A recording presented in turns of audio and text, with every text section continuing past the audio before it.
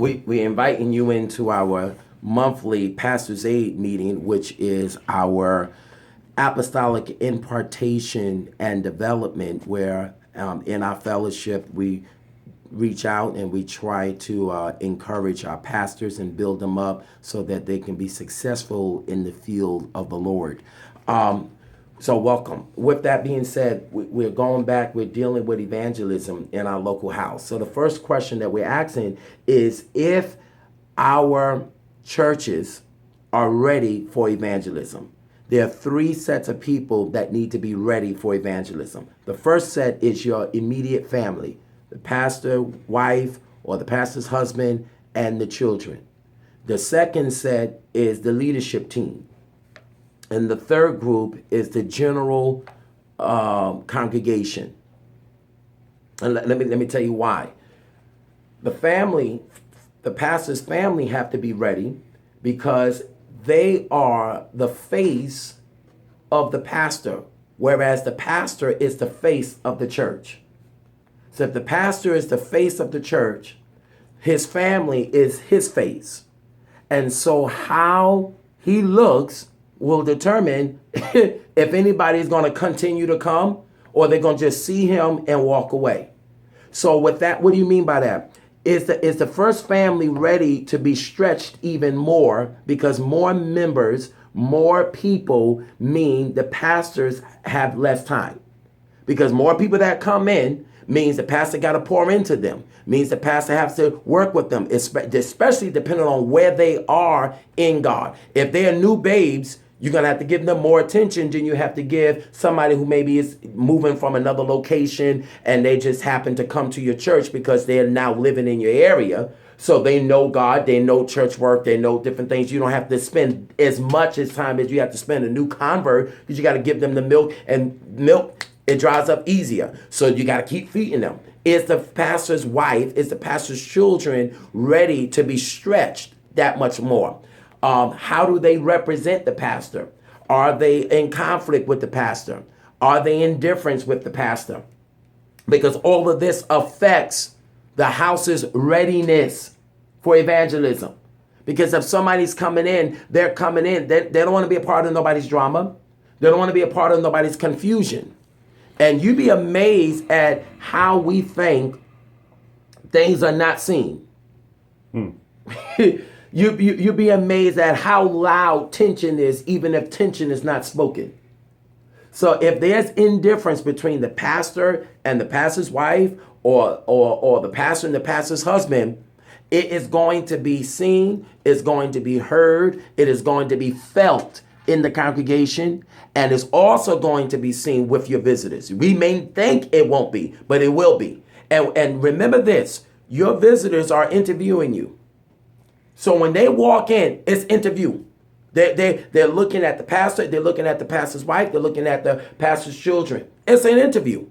Do I trust my soul in this man's hand? So how would I begin to determine if I can trust my soul in this man's hand? Well, I first want to see who has trusted him. The most trusted relationship is the relationship between husband and wife. Let me see what his wife thinks about him. Let me see how she deals with him. Let me see how she respects him. Let me see how she responds to the word. Let me see the children. Let me see if they respect him. Let me see if they honor him. Let me see if there's peace there. Because if he can't keep peace in his own house, how's he going to keep me in peace with God? Sorry, I'm having trouble with the connection. Please try again in a moment. So with that being said, that first family is crucial. Because that first family is a part of your interview. They're looking at y'all. They're looking at how we interact. They're looking at how we communicate. They're looking at those subtle telltale signs that things are good or things ain't right. They're looking at that lip biting. They're looking at that eye rolling. They're looking at that disconnect. They're looking at that, while he's preaching, let me just write on something or let me leave. All of those things, unfortunately, send signals. I'm with you, I'm not with you. You're too long, you're too short. You're relevant, you're not relevant. You're giving us revelation, you're not giving us revelation. You're preaching something you ain't living, so I'm not interested. All of those things affect evangelism. So the first person or the first group of people we need to prepare for evangelism is our family. Now, we don't want them faking. We don't want them lying, but we do not want them to present us in a way that says we're not trustworthy or we're not capable. What did the Bible says? If a man can't rule his own house, how can he rule the house of God? So what we have to do is make sure that they are satisfied. We have to make sure that they are maintained, that they are taken care of. We have to make sure that we are doing our job with them. We have to make sure that they are literally being covered by us, that we're giving them the time that they need. We're ministering to them as the husband or as the wife, and they are getting ministered to. And a lot of times, if we're not careful, ministry for us starts in the building. And ministry has to start at home. And I'll never forget when the Lord said to me, he says, I want you to have the same passion for your husbandry as you have for your pastorate. I said, God, what do you mean? He goes, well, if you get to church and no light bulbs in the the light bulbs out, you're going to get on a ladder and you're going to put the light bulbs in. If you get to church, if the church ain't ready for service, you're going to clean up. If you get to church and the heat ain't on, you're going to put the heat on. If you get to church and the person ain't there to lead prayer, you're going to lead prayer. If you get to church and if nobody there to lead worship, you're going to lead worship. I said, isn't that one? Oh, yeah, good. I'm proud of you, son. That's what you should do. But I want you to have that same passion at home. So when you go home, well, she don't want to go out. Well, when you want to get something done in church, you make it happen, right? Make it happen. Well, the kids, they don't want to talk to me. Well, when you're in church and something needs to happen, you make it happen. Make it happen.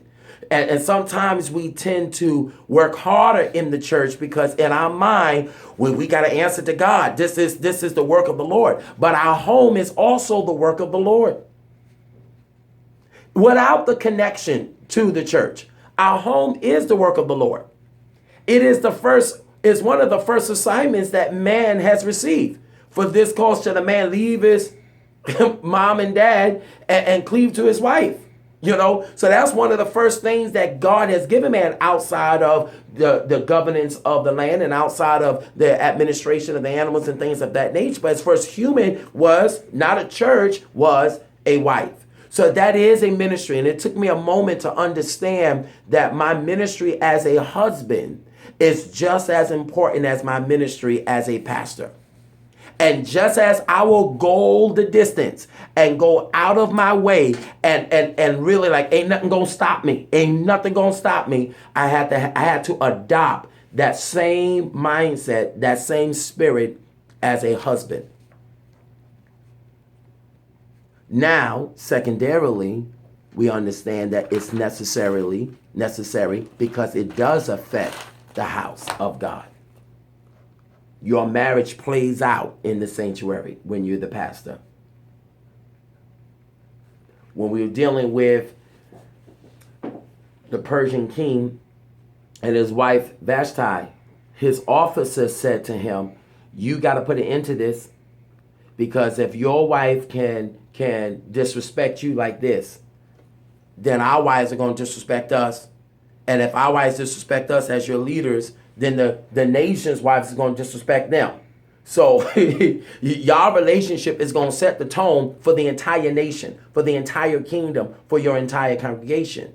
And so if you got toxicity in your home, you're going to bring that toxicity not only in the church. It's not going to just affect the church growth from an evangelistic perspective.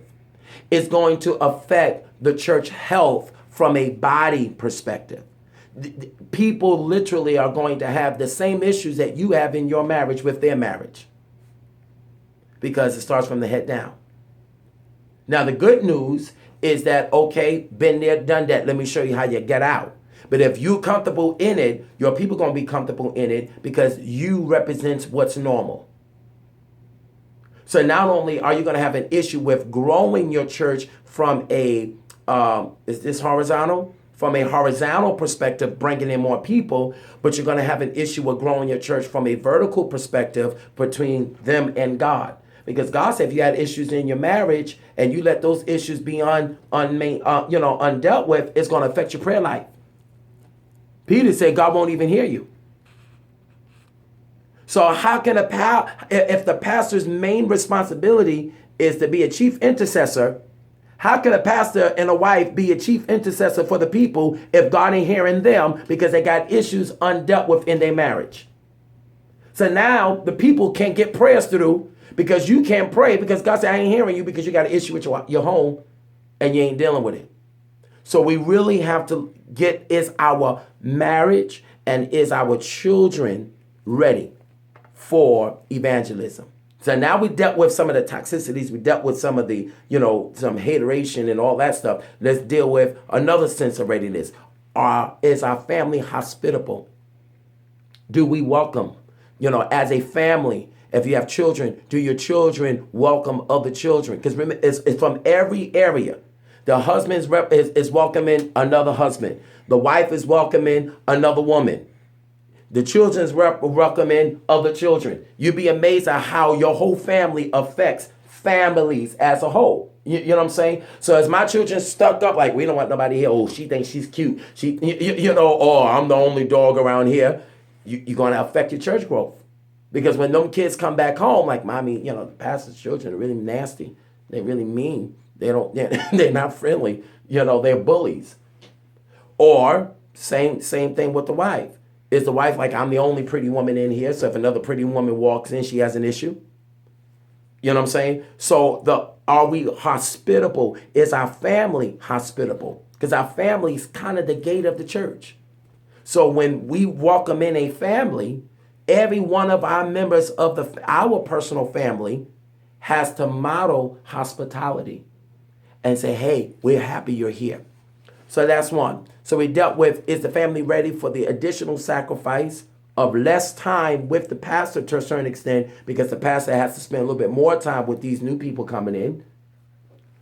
Is the family dealing with any toxicities that's going to affect the health of the church from an internal perspective, as well as the potential deterrent of newcomers coming in, because nobody want to come in toxic relationships? And then is that first family hospitable, welcoming, open to new people coming in and being a part of their family? So now let's deal with the second. The second is the church leadership ready for evangelism? We're not even talking about what we must do to evangelize. We're just talking about being ready. Being ready. If you, I don't care if you only have 5 people, is those 5 leaders strategically placed to maximize evangelism? You know what I'm saying? So if you have 5 people, you don't need 5 leaders leading prayer. You need 1 leader.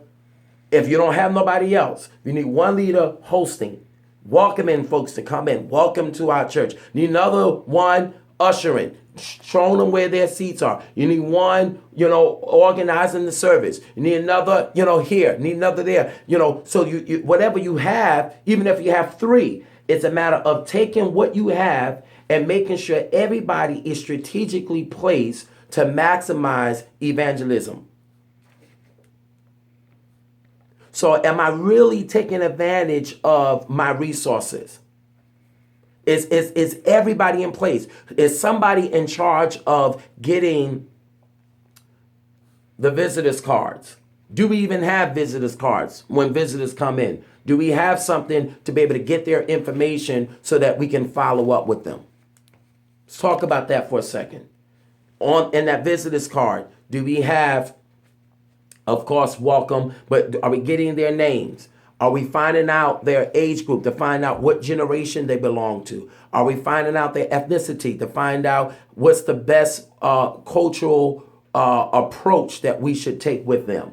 Are we finding out their church culture? Are they from a Baptist? Are they Lutheran? Are they atheists? Are they in church? Are they out of church? Have they moved from one location and looking for a church? Because they might just be visiting, but they might not be here to stay. If they belong to a church and they just say, I'm visiting my sister, okay, we know we're not going to push that. But they say, listen, I know God, but I moved from down south. I'm looking for a church.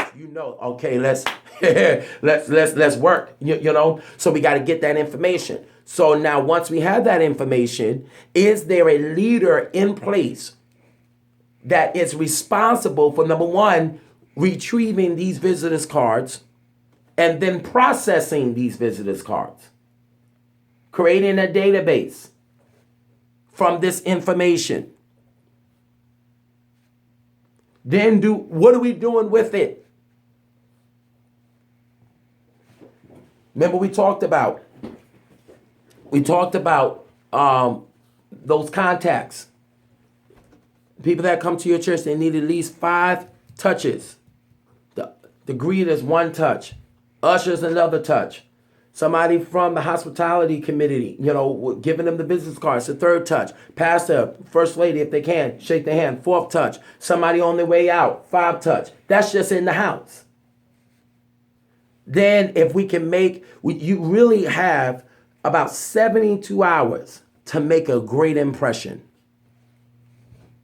You have what? 72 hours to make a great impression.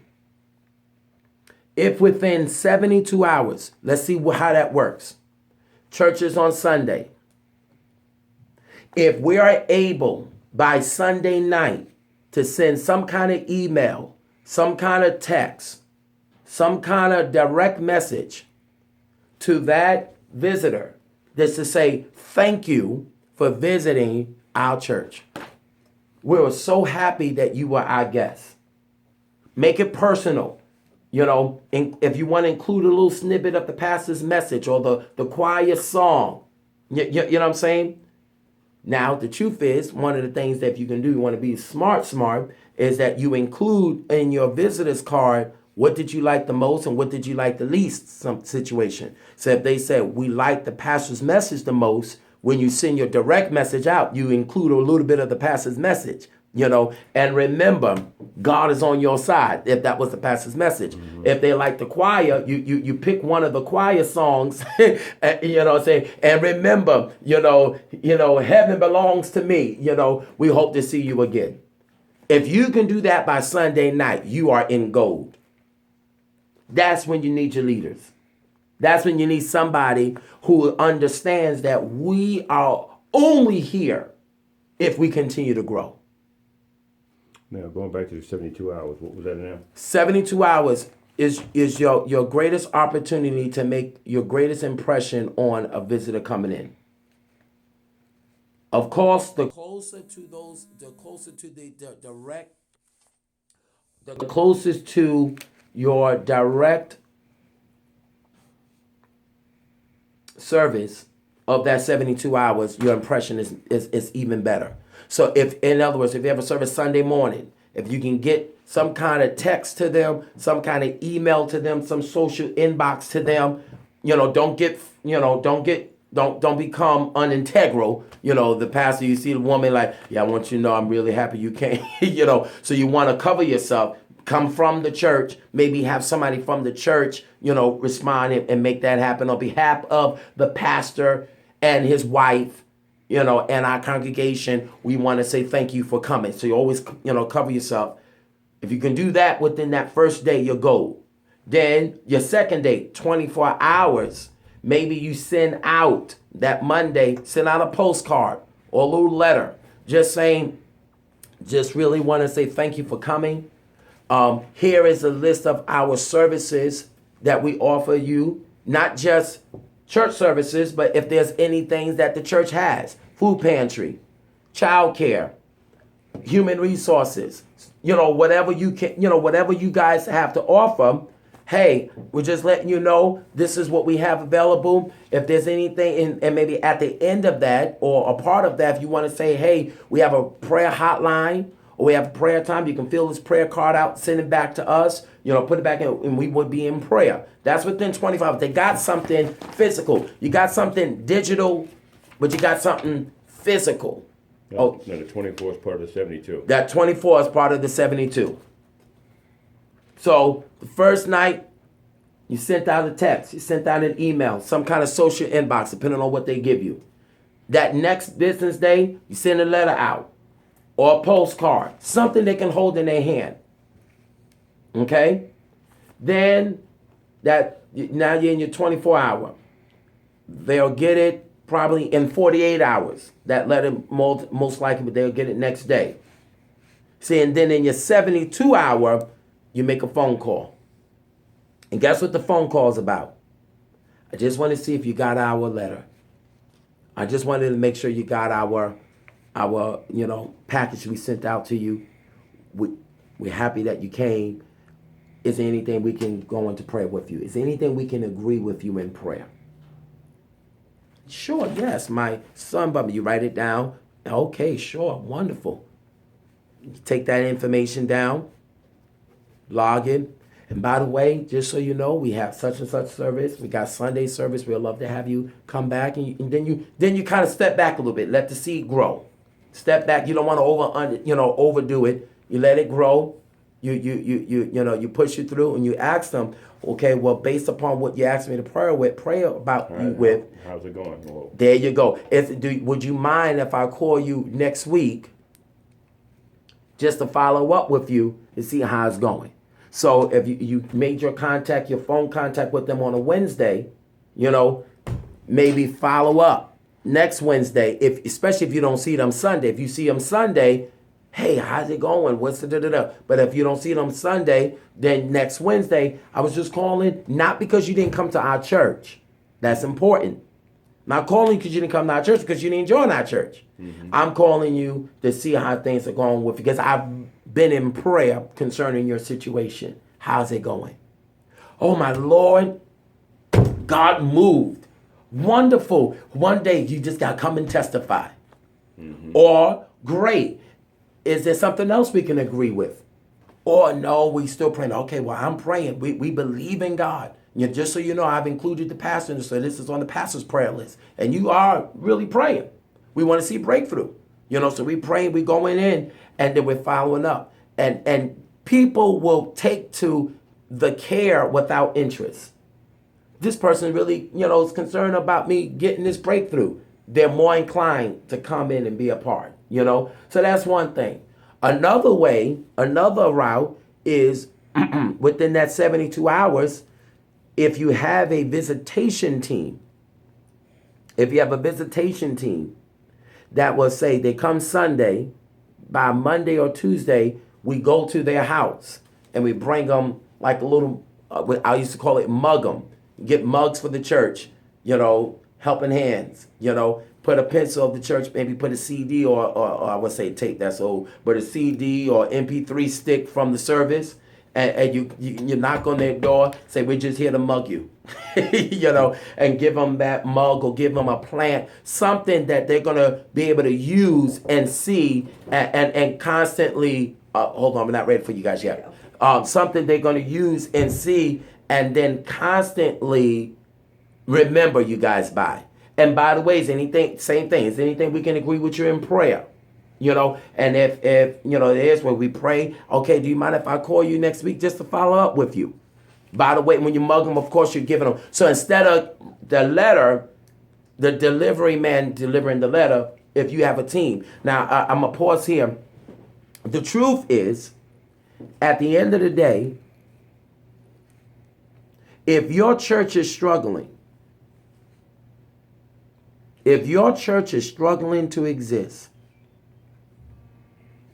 then everybody in your leadership needs to be 100% focused on evangelism.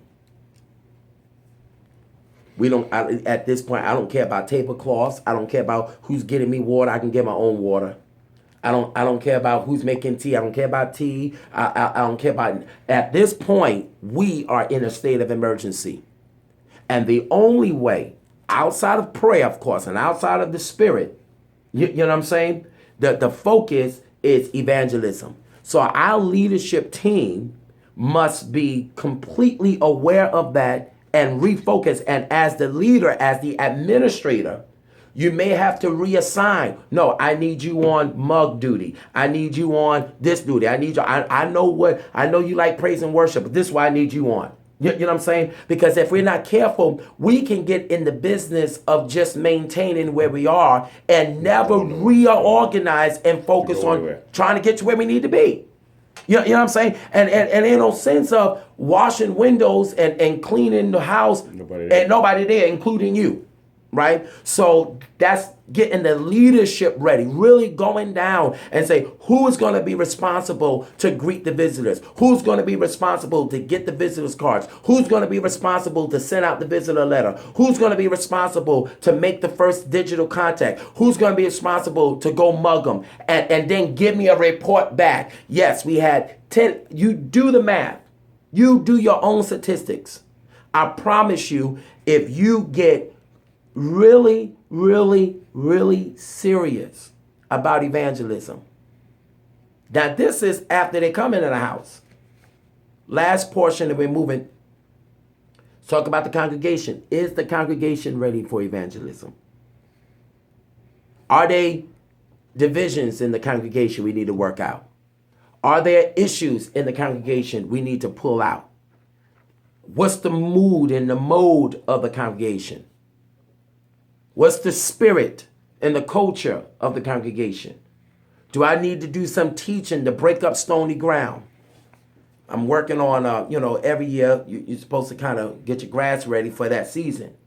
And I'm learning this process because I'm a townhouse boy, so I'm thinking townhouse, I don't have to do nothing but go into the garage. House, you got to do stuff or look at stuff, and the less you do, the more you pay. So I'm like, tell me what it is in this process. And they was telling me, well, the first thing you got to clean the property from the dead leaves from prior seasons. So you got to do a major spring cleaning. Is our house and our grounds clean?